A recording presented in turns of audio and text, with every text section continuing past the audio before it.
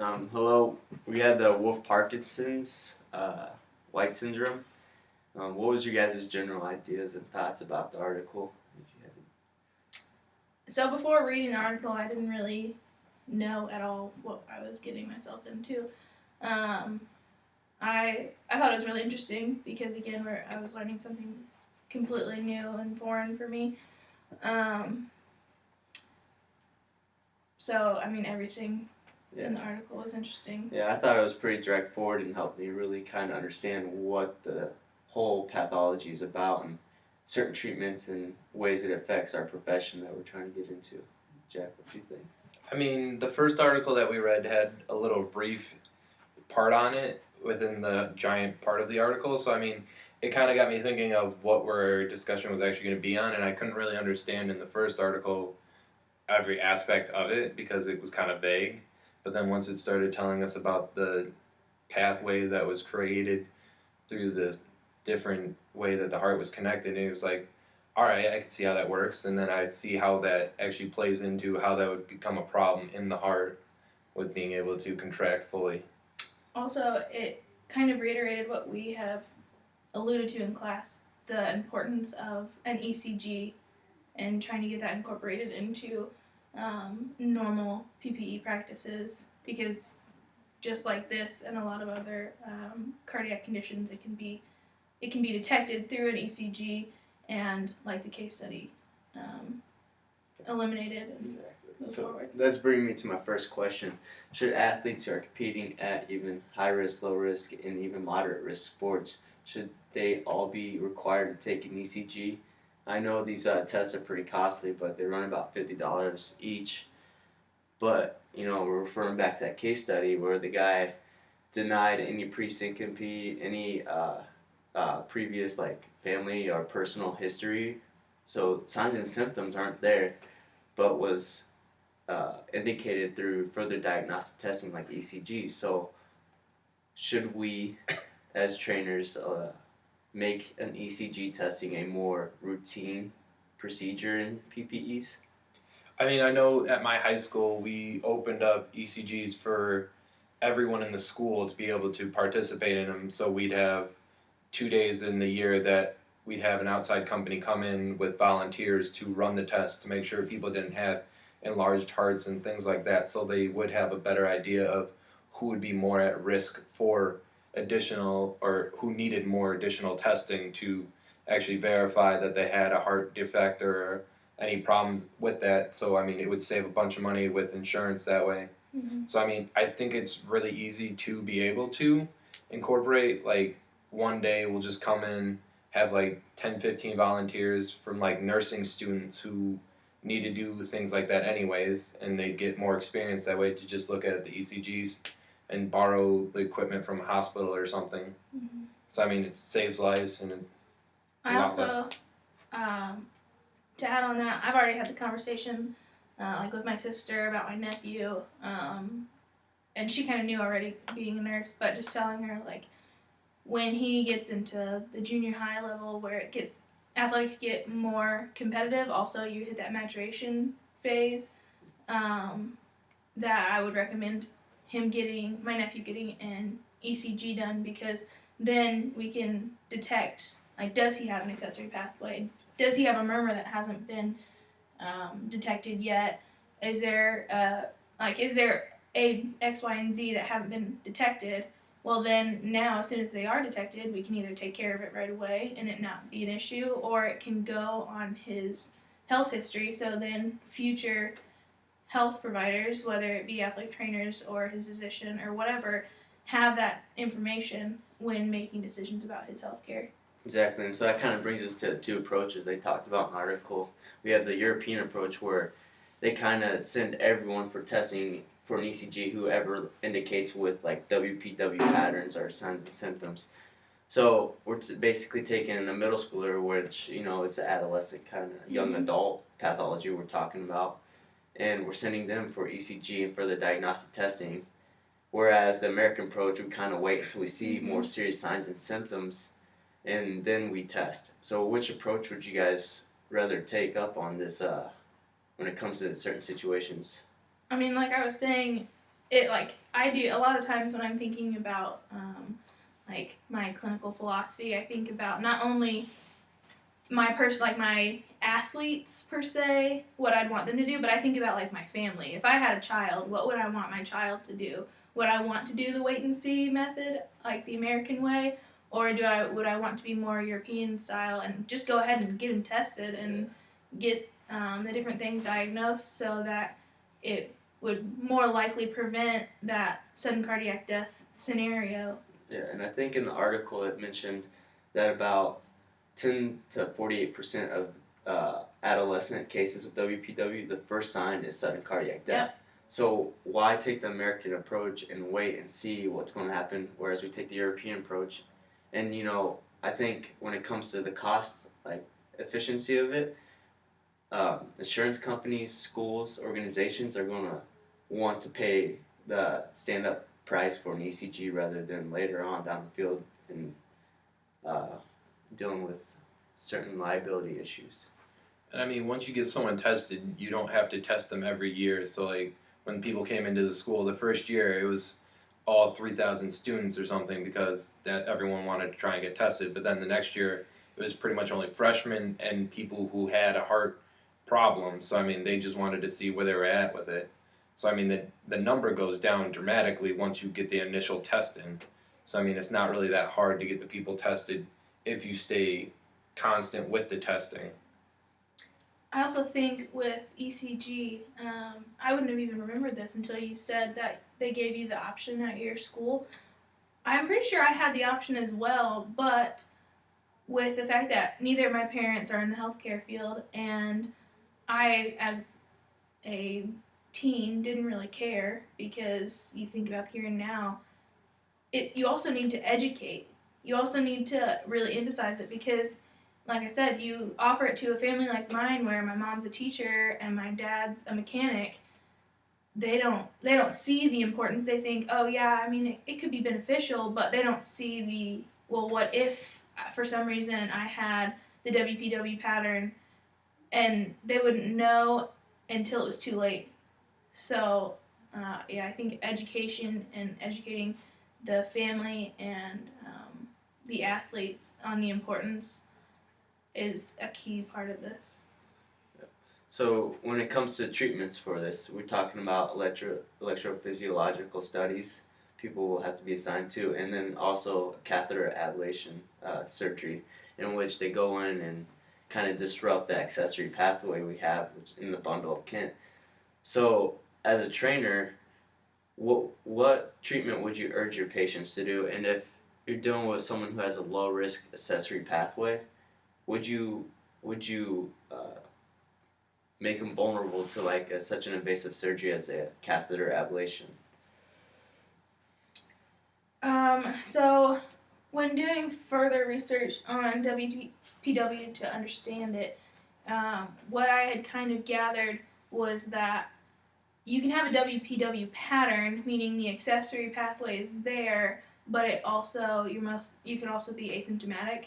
So if you are asymptomatic and there's no, you're not creating that feedback loop where you're sending the electrical feedback from the ventricle to the atrium, or you don't already have a pre-existing murmur, I could see doing doing a medication intervention with those individuals because, like you said, they're low risk. And then for some reason, if something were to change, you could always opt to ablate it later. But with the high risk, definitely, I think, like the case study said, go in and ablate that accessory pathway, and then that athlete, it said, was back to play in a week, which is astounding to me. Yeah. After an invasive procedure like that he can just. That was my next question. Should we wait longer to return athletes to certain competitions based on their intensity if they go through this catheter ablation?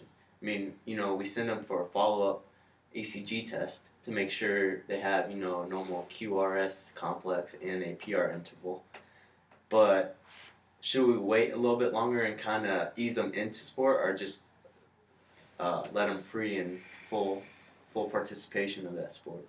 I mean, it really depends on the healing process. So, I mean, if the process is to a point where if, say, a contact sport, you're probably not going to want to have someone who just had stitches put in going out there and hitting the next day, but like a low intensity sport with no contact, you'll probably be able to participate if you're not going to put any pressure on the sutures and stuff for where they closed it up. It astounds me when I read the article that it was a week, and I talked about it a little bit later, that it would, with someone else, that's the normal protocol for ablation.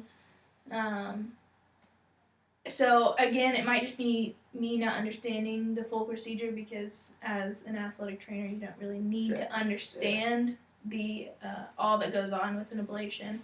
But I could see changing it, like we said, or like the article said, it was a baseball player. I could see him going back because it's a non-contact sport. But again, if we're talking about football, if we're talking about especially any equipment-intensive sports, football, lacrosse, hockey, I feel like those you should probably give them a little bit more leeway between the procedure and full contact. Yeah, and that it's kind of iffy subject when you're talking about levels of sport. You're talking about we're in Division III, and if someone has this surgery, we're gonna maybe ease them into it. But say it's during season, and we're a D1 athlete, football player who's ready to hit the draft, senior year, whatever, sophomore year, I think they can enter the draft, and they're about to play for a national championship. Should we just send them back out there? And they're a key player. So, I mean, you can think of certain situations, and, it's hard to think of what you would do in that situation, but you kind of have to follow the research, It says that we can send them back out there a week, full participation and return to play with a normal follow-up readings. I mean, I think that falls on to what the surgeon has said, because, I mean, you need to follow their protocol, too. So if they say they're cleared, then, I mean, unless you see something that would contraindicate that, they'd be cleared to play. I think I agree to an extent, but you also most likely know the athlete a little bit better on like a personal level, or on their healing process more than the surgeon would, because the surgeon has probably only seen them once and then maybe read their follow-up ECGs.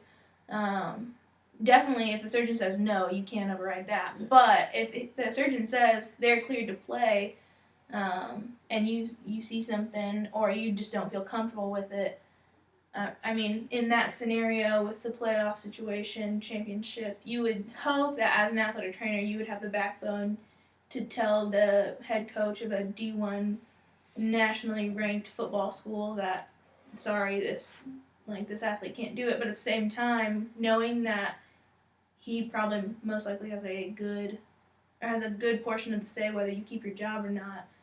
I mean, it's one of those, you hope that would be the case, where you would have the backbone to say, sorry, we're putting this person's health before your national championship. But at the same time, you never know until you're in that situation. And I mean, that also, it's not, you're really dealing with the coach too. You might be dealing with the player. Because, that elite athlete, that's his life. Yeah. So, well, that's all I have for us today. You guys have any other comments, questions? I mean, one thing that I was thinking about was, I know that the medication is a lower risk thing, but I was wondering how the side effects would affect their ability to compete. Because, I mean, it does affect your heart. So if it's a high cardio sport or something, like, what side effects would that have on your ability to compete at a high level? That also comes in, if someone has, a moderate to low risk, if someone has high risk, you have to get that surgery done. Yeah. And you can't let them play until a week later. But someone's at a moderate risk, and they're in that same situation we just talked about, what makes you say, you need to go get the surgery done and maybe not be able to participate in the last game of your career or something. So where we could just put them on treatment or medication for a little bit, and then after a season have them have surgery. Right. And honestly, it wouldn't be our call anyway, because Exactly. they'd already be referred to a cardiologist by this point, trying to determine treatment. So it would end up being you just do whatever the family and the athlete and the cardiologist deem fit. Yeah. But yeah, Yeah, the second I know someone has signs and symptoms of this WPW, it's off, or it's a referral to. I mean, you have to Oh, talk for to your sure. team physician. Like, Yeah. you know, they're Oh, not yeah. gonna be able to talk face to face with the cardiologist, say he needs this. So talking to the team physician and getting that guy to the proper cardiologist who has certain training and risk stratification for WPW syndrome. My other thing was when looking at the ECG, how often would you see that abnormality in the QRS wave to see that like swoop? Like how often? So if I'm only on the ECG for like 5 minutes, because I mean it's through a school and like they're trying to get through hundreds of people. Yeah. Like, would you be able to detect that, or would it be something that happens every so often? It It may- happens every Yeah. beat. It is? So yeah, Yeah. every 'Cause QRS when I was- complex. Because when I was looking at it, it would only when we were looking at the article they had the ECG and it had like a bunch of waves and then I like had that high delta wave. the high delta wave, which was like every like 6th or 7th. So I didn't know if that was just for that person or if that was just I mean, if you have the person on there for at least a minute, you're definitely going to see 6 or 7 beats. Right. So, oh well. and yeah, so so hopefully it should kick in by then. and also it comes to having the right person reading the results. Yeah, having an experienced, trained individual that knows what to look for in athletes like this, Exactly. where WPW would be a major thing you're looking for. And it's only a slight difference. It's not. Yeah. It's not anything crazy. Yeah. I mean, we're talking about milliseconds. Yeah, I know the PR. I think interval said anything less than 120 milliseconds is indicative of a pattern, WPW pattern. Right. So. Also, this is a complete what if, but like, what if the PR interval is within your limitations, but the QRS complex is not? You know what I mean? So if you have if you have a shortened PR interval and it's within parameters, but your QRS isn't lengthened, would you send for? I don't know if that would. I think they Qualify. work hand in hand. So if you Right. have one, you have the other. I don't Yeah. think you can have an elongated QRS complex without a shortened PR interval. Does that make sense? Yeah. Is that what you're asking? Well, I was just saying, like, so if there is one, maybe this person just has a shortened PR interval, but doesn't actually have WPW. You know what I mean? Like, that's Yeah, okay, their yeah. unique kind of glitch in their I in their heartbeat. Yeah, I think as a responsible health professional, you need to look into that. So Yeah. I would still refer them to cardiologists. It Yeah. comes to that thing. Kind of better safe than sorry. Right. So, and also with the European, it's kind of more of a European approach. We're sending them to get testing no matter what. Yeah. All right. That's all I have for you guys today.